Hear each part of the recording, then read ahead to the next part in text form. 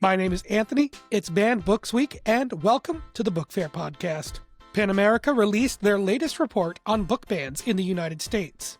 In the 2024-25 school year, there were reports of 6,870 instances of book bans in 87 different public school districts across 23 states. This is down from 10,000 in the previous year. However, by PEN America's own admission, this is not a complete picture. Not every state requires challenges for titles to be publicly listed, and some districts aren't required to be transparent about when titles are removed from shelves. Book bans in this report are largely targeting authors of adult fiction like Stephen King and Sarah J. Maas. Stephen King is the most affected author with 206 instances of schools removing books from shelves. A new arrival to the most banned titles list is Wicked, the novel that inspired the musical of the same name. There is graphic language and depictions of nudity in the very first chapter of the book, which the author George McGuire has admitted was intentional to make it clear who the intended audience is.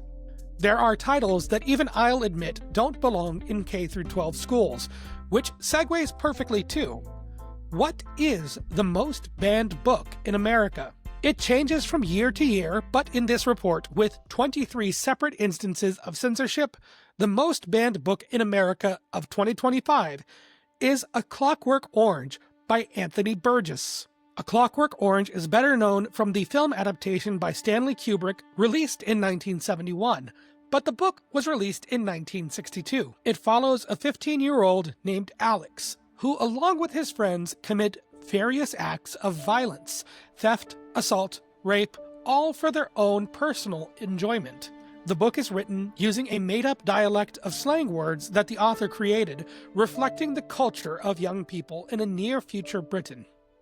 The use of the made-up dialect, called nadsat, was done to keep the book from becoming instantly dated using modern slang from the author's time.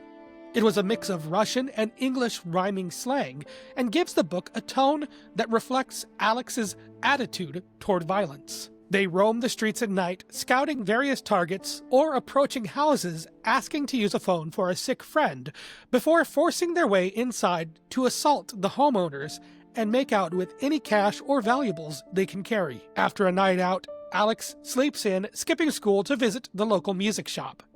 Contrasting his crass and uncivilized nature, Alex loves classical music, especially Beethoven and Mozart.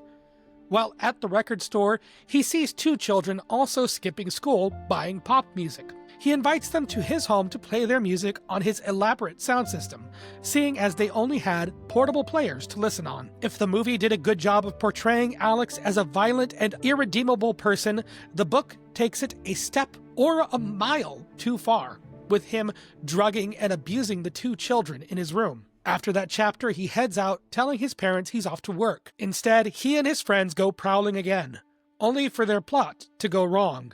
An old woman they try to rob calls the police.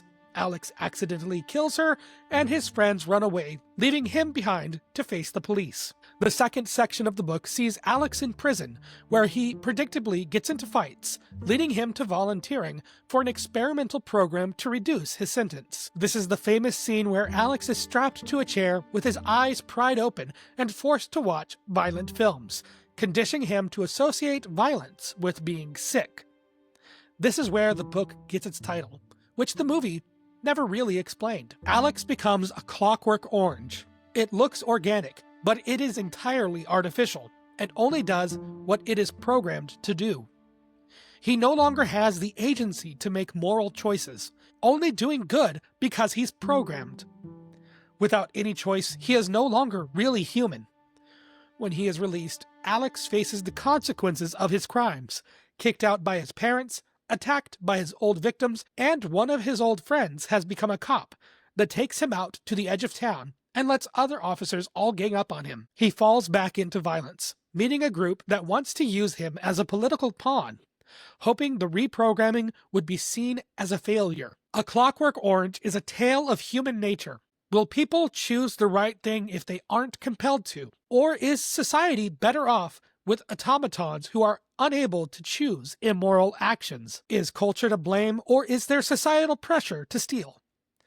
People are not black and white. And the freedom to choose is what makes life worth living. Alex, in the end, is able to reflect on his life and sees that what he had done was wrong.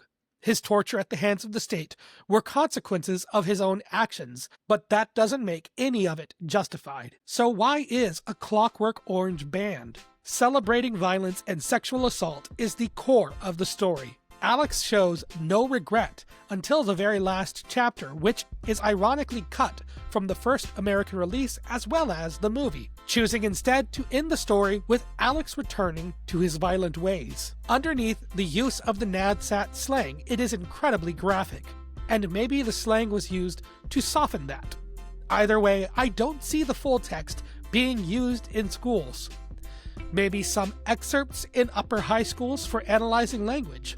But should it be banned? My answer, ultimately, is no. The stance against book bans is not saying that something like A Clockwork Orange should be in schools. I'd honestly be surprised if it actually is in any libraries, and if it is, it deserves to be professionally weeded by trained librarians. The problem with book bans is not that some titles are not accessible to children. It's that the government is choosing which speech deserves to be suppressed. And if a state or the federal government can target a book like A Clockwork Orange for its depictions of violence, there is no recourse to prevent those same governing bodies from banning books like Melissa for depicting trans characters, or To Kill a Mockingbird for making white students feel bad. The freedom to read isn't about forcing certain stories or ideas to be taught. It's about equal access to information. When the government can dictate for school districts what books are allowed to be in libraries,